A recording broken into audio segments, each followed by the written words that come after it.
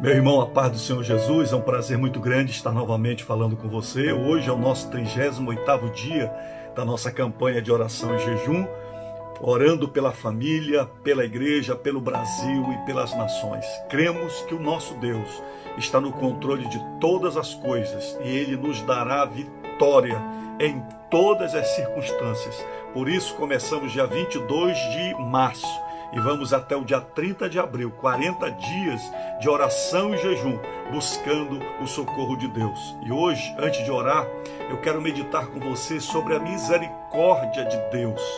Orando e jejuando pela misericórdia de Deus. Se há uma das razões para nós orarmos e buscarmos a presença do Senhor, é pela sua misericórdia para com todos nós, comigo, com você e com as nossas famílias e com o Brasil.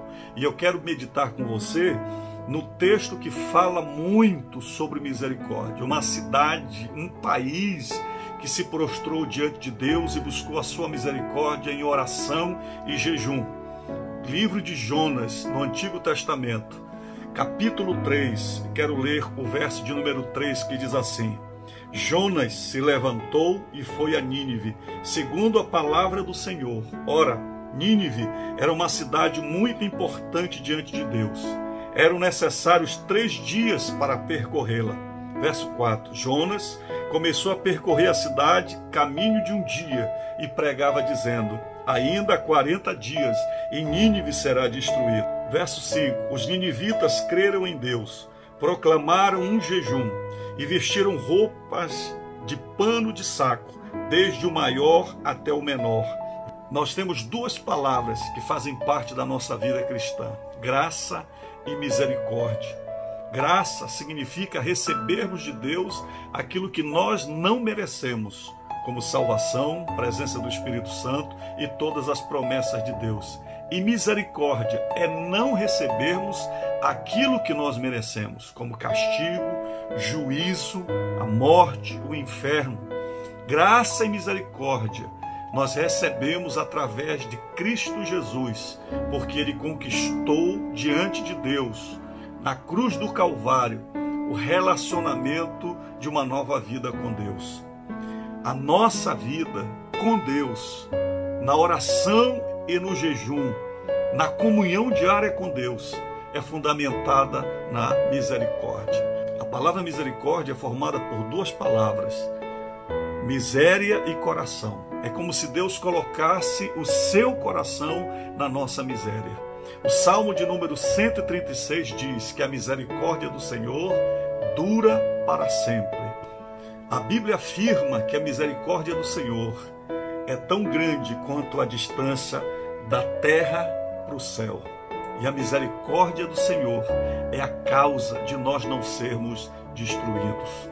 Quando olhamos para essa história aqui, da cidade de Nínive, nós olhamos a misericórdia de Deus. Nós não temos tempo para entrar em todos os detalhes, mas você pode ler o livro de Jonas. É uma história extraordinária sobre a misericórdia de Deus para com um povo e para com uma nação. Naquela época, o Império Assírio dominava a terra, mais ou menos 800 antes de Cristo. A cidade de Nínive tinha uma população de 120 mil pessoas. Você pode ter uma ideia do tamanho da cidade e da grandiosidade daquele império. O Império Assírio era um império maligno, iníquo, idólatra, que maltratava os seus conquistados. Capítulo 1 e o verso 2 do livro de Jonas diz que a maldade deles chegou diante do Senhor Deus. E por essa razão, Deus resolveu destruir a cidade de Nínive e o Império Assírio. O profeta Jonas era o profeta de Deus naquele período. Ele profetizou no reinado de Jeroboão II, rei de Israel. Segundo está escrito em 2 Reis, capítulo 14, verso 23 e 25.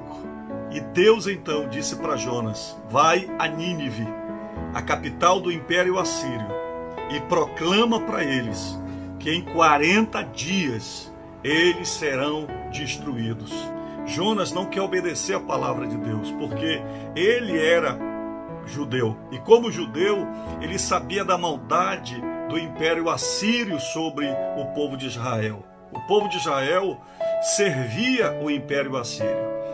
Então Jonas tenta fugir da presença de Deus para não ir a Nínive pregar a palavra de Deus, porque ele queria que os ninivitas fossem destruídos segundo o juízo de Deus. Jonas tenta fugir, você conhece a história, por um milagre de Deus. Ele é jogado no mar, ele é engolido por um grande peixe, o peixe o vomita próximo a Nínive, e diz a palavra de Deus que novamente Deus ordena que Jonas vá até a Nínive e pregue a palavra. E aqui diz a palavra de Deus que o tamanho da cidade de Nínive era tão grande que eram necessários 3 dias para percorrê-la a pé.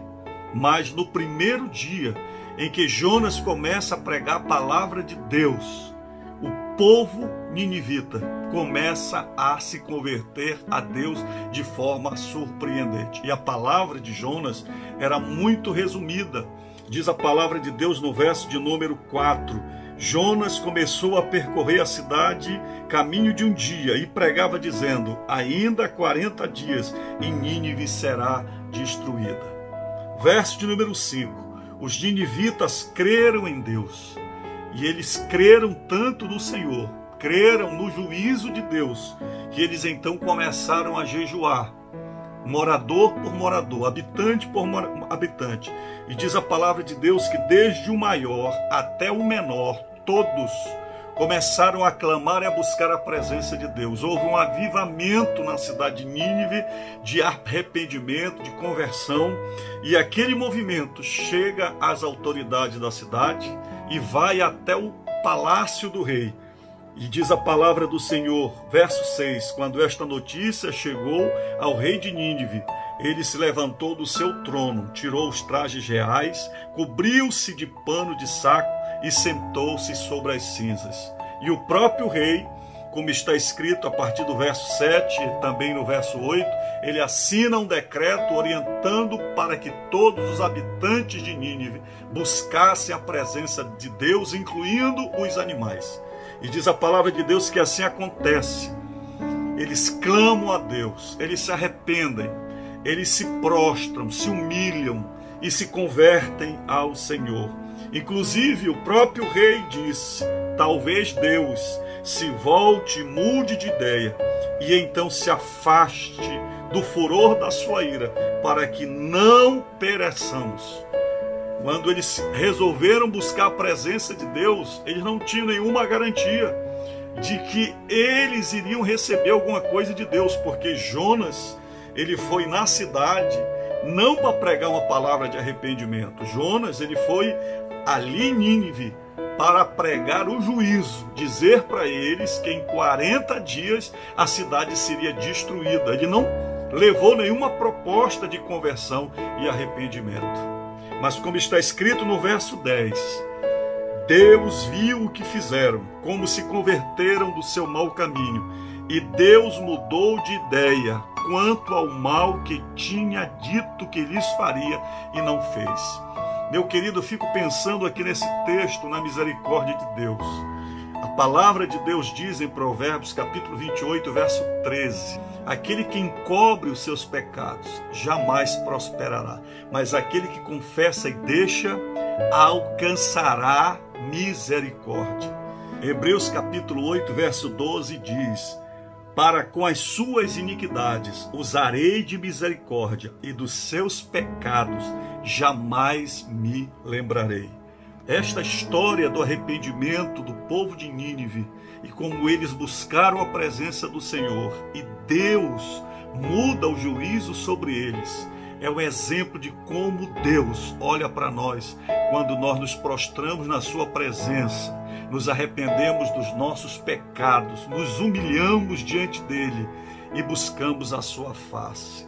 Se uma nação que estava condenada, se um povo que estava sentenciado a ser destruído mudou o desígnio de Deus contra eles, porque eles buscaram a misericórdia do Senhor, imagine você, imagine eu, que estamos escondidos atrás da cruz do Senhor Jesus Cristo. Da mesma forma, está escrito em João capítulo 3, verso 16. Porque Deus amou o mundo de tal maneira que deu o seu Filho unigênito, para que todo aquele que nele crer não pereça, mas tenha a vida eterna. Deus não tem prazer na morte do ímpio. Deus não deseja que nenhum homem pereça. E é por isso que Deus está esperando que nós nos arrependamos, busquemos a sua face, voltemos para Ele, que prostemos-nos diante da sua presença e então recebamos o seu abraço de misericórdia. Esse é o objetivo de estarmos orando na presença do Senhor. Salmo 33, verso 18. Eis que os olhos do Senhor estão sobre os que o temem, sobre os que esperam na sua misericórdia. Nós também devemos crer na misericórdia de Deus. Nesse momento difícil, de clamarmos a Ele, nos prostrarmos diante dEle e termos a certeza de que Ele está ouvindo a nossa oração e que Ele pode mudar os seus desígnios concernente à nossa cidade, ao Pará, ao Brasil, às nações e principalmente sobre a nossa vida e sobre a nossa família. Volte-se para Deus, se arrependa, se humilhe, converta-se a Ele de todo o coração e você vai receber a sua graça e a sua misericórdia. Vamos orar juntos? Pai, em nome do Senhor, estamos na Tua presença, Senhor. Pai, nós pedimos e imploramos pela Tua misericórdia, Senhor. O Senhor conhece a nossa vida. Nós não somos perfeitos, Senhor.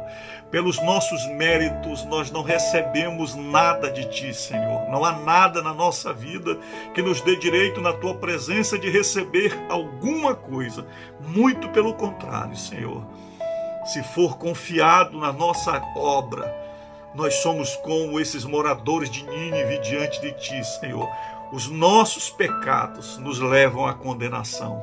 Mas por causa de Jesus, que derramou o seu sangue por nós na cruz do Calvário, e porque em Cristo nós recebemos o Teu perdão, e em Cristo nós recebemos a presença do Teu Espírito, Senhor, e é por causa do Senhor Jesus que abriu o caminho de acesso direto ao Teu trono, que nós estamos orando, Senhor, e nós estamos diante do trono da Tua graça, nesse período de oração e jejum, Senhor, pedindo a Tua misericórdia, Senhor, sobre a nossa vida, sobre a nossa família, sobre a nossa cidade, sobre o estado do Pará e sobre o Brasil, Senhor. Olha para esta nação, olha para o sofrimento que estamos enfrentando no meio dessa pandemia, Senhor. Olha para nós, Senhor. Olha para os médicos, olha para os profissionais que estão lutando em linha de frente, enfrentando este problema, Senhor. As nossas autoridades, dá a eles sabedoria, capacidade, inteligência, Senhor, para vencer este problema. E abençoa aqueles que estão sofrendo com desemprego, com falta de recurso. Nos dá, Senhor, a Tua misericórdia, apesar dos nossos pecados, apesar das nossas falhas, Senhor. Mas nós estamos na Tua presença, Senhor, para pedir a Tua misericórdia. Intervém com o milagre, Senhor, porque se o Senhor não nos salvar, nós não temos a quem clamar. Tu és nosso único socorro, meu Pai. Eu quero te apresentar o meu irmão, o teu filho que ora junto comigo, Senhor, que está se arrependendo, pedindo perdão a Ti, Senhor, está se convertendo de todo o coração. Perdoa os seus pecados, lava-o, Senhor, completamente no Teu sangue e escreve o seu nome no livro da vida, meu Pai. Nesta campanha de jejum e oração, que o Senhor possa mudar, meu Pai, qualquer sentença que estiver sobre ele e sobre a sua família, e que venha, Senhor, a Tua vitória, como diz a Tua palavra. Crê no Senhor Jesus e será salvo tu e a tua casa. Cremos na Tua vitória, Senhor, que em toda a área da sua vida seja desmontada, Senhor, toda e qualquer ação do inferno, todo e qualquer projeto maligno, nós declaramos que está destruído em nome de Jesus e que ele receba agora a Tua salvação, meu Pai, em nome de Jesus. Amém, Senhor.